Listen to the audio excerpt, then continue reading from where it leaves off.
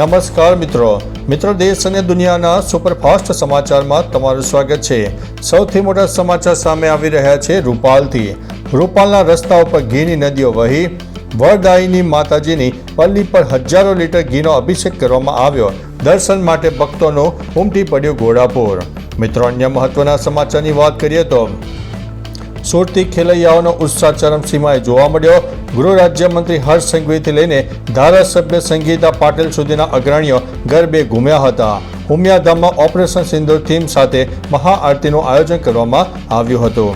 મિત્રો, અન્ય મહત્વના સમાચારની વાત કરીએ તો ગુજરાતમાં ગરબાનો રંગ જામ્યો છે।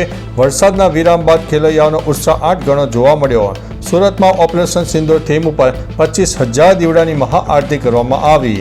મિત્રો, અન્ય મહત્વના સમાચારની વાત કરીએ તો ભાવનગરમાં હાઈવે પરથી દારૂ ભરેલું છોટા હાથી વાહન ઝડપાયું છે, જેમાં 2 શખ્સોની ધરપકડ કરવામાં આવી છે।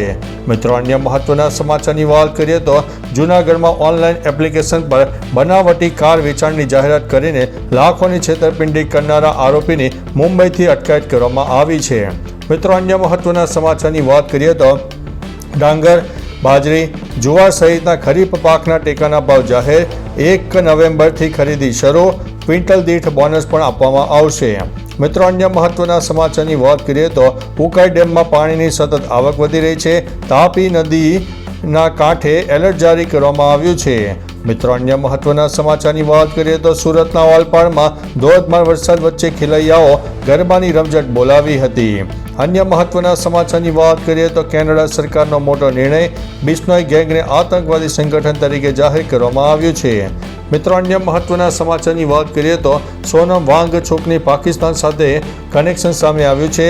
લદ્દાખના ડીજીપીએ કહ્યું, અમારી પાસે આના રેકોર્ડ પણ છે।